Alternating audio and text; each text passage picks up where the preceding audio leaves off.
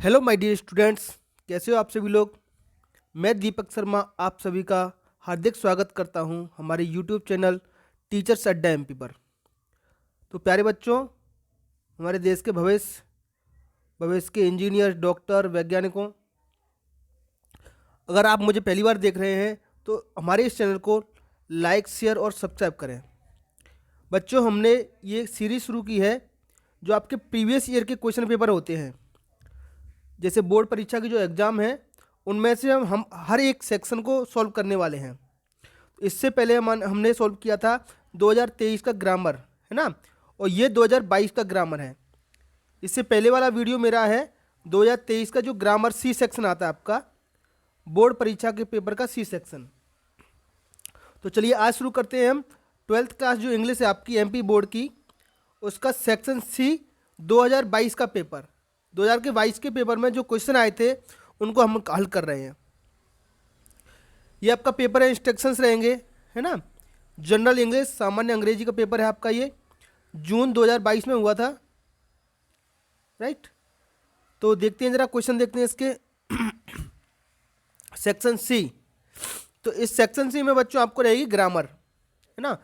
आपको क्वेश्चन दिए गए हैं 1 से लेकर के 6 तक। इसमें से कोई से भी 5 क्वेश्चन आपको हल करने हैं जो आपसे बन जाएं। हम सारे के सारे क्वेश्चनों को हल करेंगे यहाँ पर। एक क्वेश्चन 1 नंबर का है।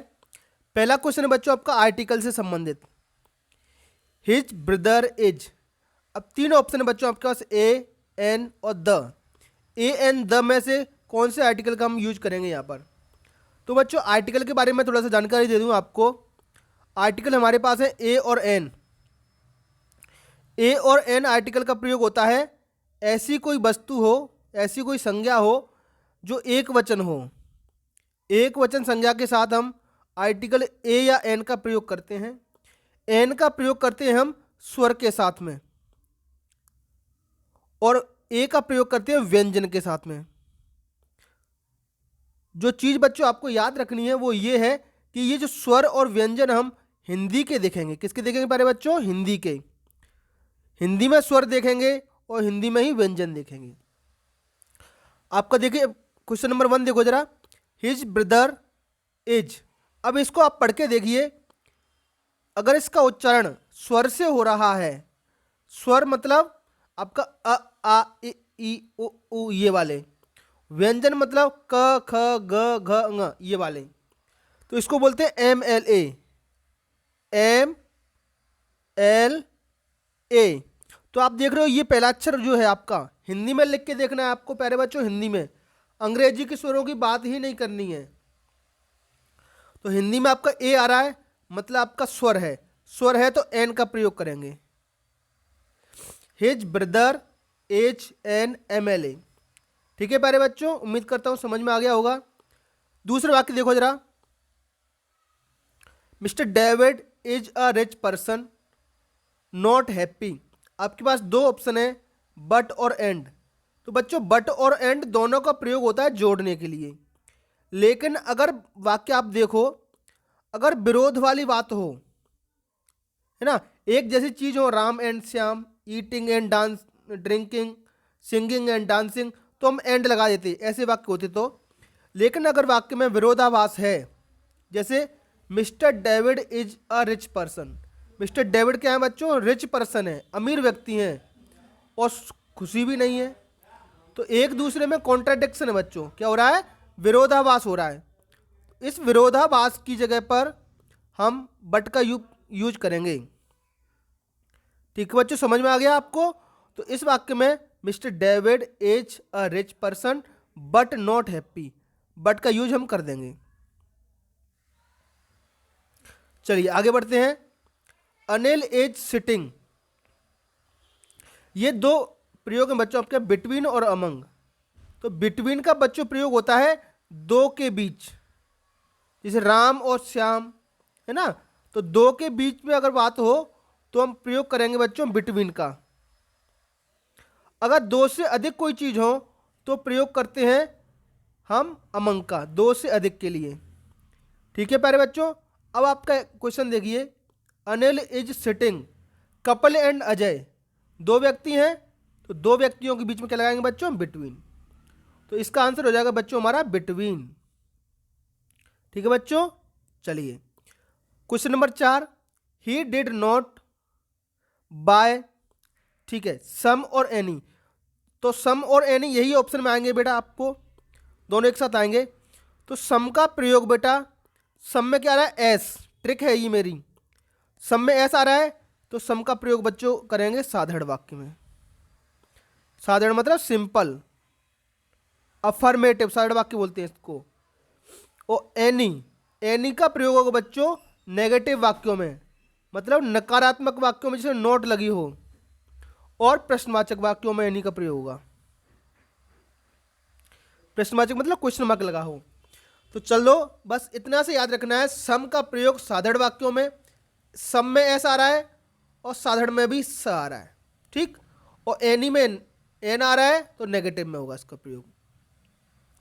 तो मेरा क्वेश्चन है ही डिड नॉट बाई, तो नेगेटिव वाक्य हो गया, नोट लगा है, तो ही did not by any Apple, उसने कोई भी एप्पल नहीं खरीदा। एनी का मतलब होता है कोई भी, और सम का भी वही है, कोई या कुछ, ठीक है, दोनों का मतलब एक ही है। बस वाक्य साधारण है तो हम सम का प्रयोग करेंगे, और नेगेटिव या नकारात्मक या प्रश्नवाचक है तो एनी का प्रयोग होगा। अगला क्वेश्चन देखते हैं, चिल्ड्रन। बेटा प्रेजेंट इंडेफिनिट टेंस अच्छे से याद रखो, इससे वाक्य बनते ही बनते हैं। प्रेजेंट इंडेफिनिट टेंस ये कहता है, अगर आपका वाक्य है अफर्मेटिव साधारण वाक्य होता है, तो सिंगुलर के साथ में, सब्जेक्ट एक वचन हो तो सिंगुलर के साथ में V5 का उपयोग होता है, मतलब एस या ES वाली वर्ब आएगी। और प्लूरल सब्जेक्ट है आपका तो हम प्रयोग करेंगे V1 का। तो देखो चिल्ड्रन बहुवचन है तो चिल्ड्रन लव होगा, क्या होगा, लव। तो इस नियम को बच्चों याद रखना, प्रेजेंट इंडेफिनिट टेंस में साधारण वाक्यों में एक वचन होने पर हम एस या ES वाली मुख्य क्रिया का प्रयोग करेंगे, और प्लूरल सब्जेक्ट होने पर V1 का प्रयोग करेंगे। वाक्य नंबर 5 में हमारे चिल्ड्रन एक बहुवचन है, तो children love to play on the sand, बच्चे रेत पर खेलना पसंद करते हैं।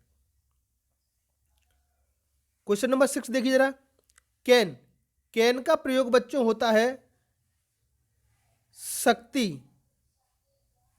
क्षमता या सामर्थ्य बताने के लिए। याद रहेगा, जैसे मैं 5 किलो वजन उठा सकता हूं, मैं 50 किलो वजन उठा सकता हूं, I can lift 50 kg of wait.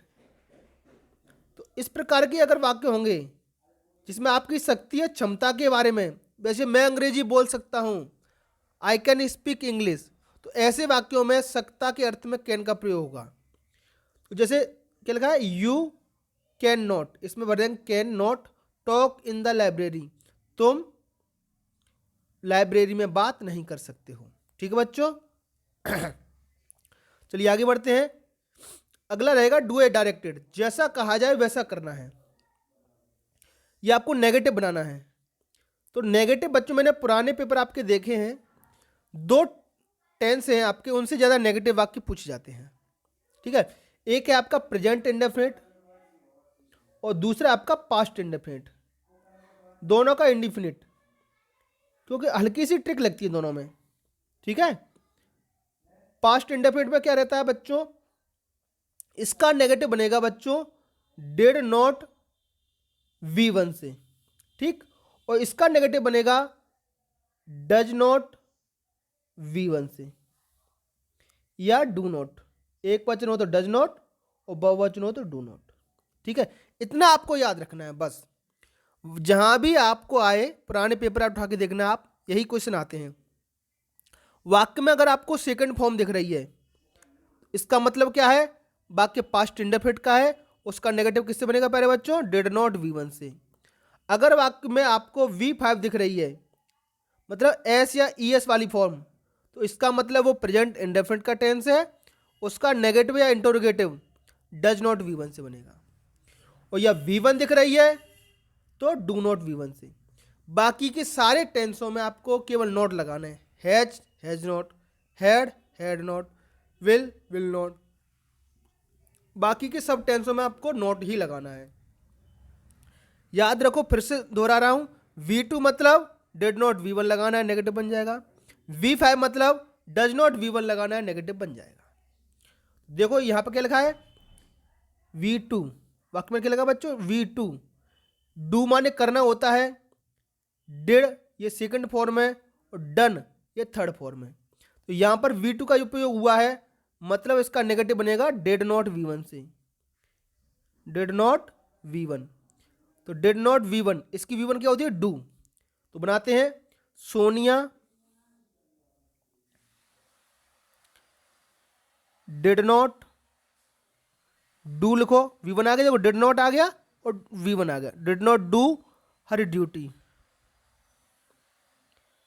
ये बनेगा इसका। ठीक है प्यारे बच्चों, अच्छे से याद रखना, सोनिया इसकी क्या, ये V2 है, तो इसका नेगेटिव किससे बनेगा, डिड नॉट V1 से, तो डिड नॉट V1। इस फॉर्म को याद कर लो, ये फर्स्ट सेकंड थर्ड फॉर्म अच्छे से याद कर लो, इसी पे क्वेश्चन बनता है बस। चलिए आगे बढ़ते हैं। इसमें करना है यूजिंग टू टू का प्रयोग करना है, बहुत इजी होता है प्यारे बच्चों, आपको कुछ नहीं करना। द मैंगो लिखना है सबसे पहले, इज, जहां पर सो लिखा है इसकी जगह लगा दो ये टू, सोर। यहां दैट का दूसरे वाक्य जुड़ता है, ये पूरा हटा दो, दूसरे वाक्य में मुख्य क्रिया से पहले टू लगा दो बस। ये ईट माने खाना मुख्य क्रिया है, इससे पहले टू लगा दो, तो मेरा वाक्य बन जाएगा द मैंगो इज टू सोर टू ईट इट। लिख देता हूं मैं, द मैंगो इज टू सोर, सोर माने कड़वा या खट्टा बोलते हैं इसको ना, और इतना सारा पूरा हटा देंगे, ये सब हटा दें दूसरे वाक्य से। दूसरे वाक्य से केवल मुख्य क्रिया से पहले टू लगा दो, to eat it, that's all. आगे बच्चों समझ में, चलिए आगे बढ़ते हैं।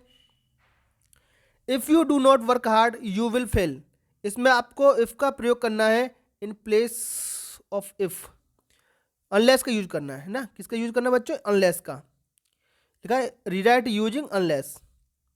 तो अनलेस बच्चों अपने आप में एक नेगेटिव शब्द है, जब भी हम इसका यूज करेंगे तो वाक्य को साधारण करेंगे, वाक्य को साधारण करेंगे। इसका मतलब ये है, देखो डू नॉट वाला वाक्य है, साधारण करेंगे तो क्या जाएगा V1। वो रूल याद रखो जो इससे पहले मैंने बताया था, अगर आपके में डिड नॉट लगा है तो सादा करेंगे तो V2 हो जाएगा। तो इफ यू वर्क हार्ड, ये हो गया इसका साधारण। आपको तो इतना याद रखो, you do not work hard इसका साधारण कर देना है बस। तो वाक्य बनेगा मेरा, if you work hard, if you work hard, और यू विल फेल, पूरा पूरा उतार दो, है ना। तो इफ की जगह अनलेस लगा दो, है ना, इफ की जगह क्या लगा देंगे बच्चों, अनलेस लगा देंगे, तो अनलेस यू वर्क हार्ड हो जाएगा, है ना। इसकी जगह क्या लगा देंगे हम, अनलेस, क्योंकि इफ की जगह तो अनलेस का यूज करना है, तो अनलेस यू वर्क हार्ड हो जाएगा बस,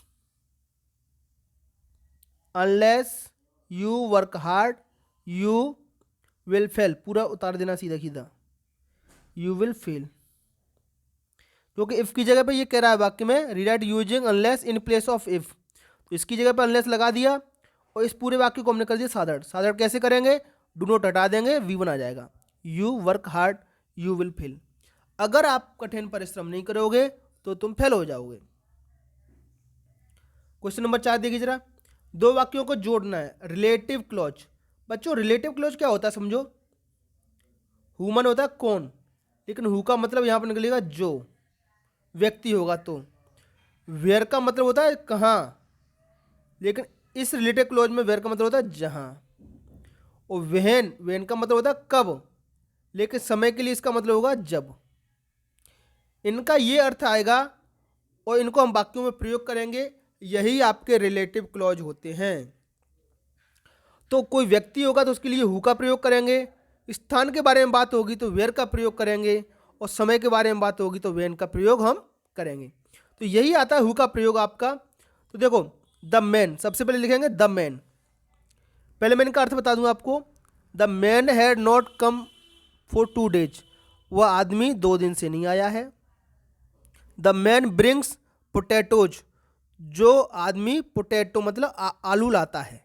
ठीक है, तो हम आदमी के लिए प्रयोग करेंगे हु का, है ना, क्योंकि मैंने अभी बताया हु का प्रयोग आदमी के लिए होता है। तो इसका करेंगे द मैन,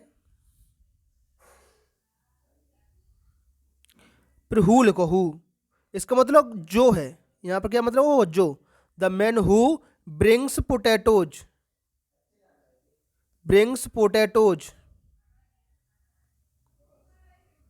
द मैन आदमी जो पोटैटो लाता है।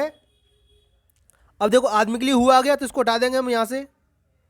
Had not come for 2 days उतार दो, बस इतना पूरा उतार दो। Had not come for 2 days। ठीक है प्यारे बच्चों, क्योंकि इस मैन को इसलिए हटाया हमने क्योंकि इसके लिए हु लगा दिया हमने, तो इसी को हम कहते हैं रिलेटिव क्लॉज। क्वेश्चन नंबर 5 देखिए, दिस न्यूज सरप्राइजेज मी। तो इसका बनाना है आपको वॉइस चेंज करना है। वॉइस चेंज में कर्म को हम पहले लिख देते हैं, एक टेंस आगे की साइकिल लिखेंगे, तो मी का आई सब्जेक्ट बन जाएगा।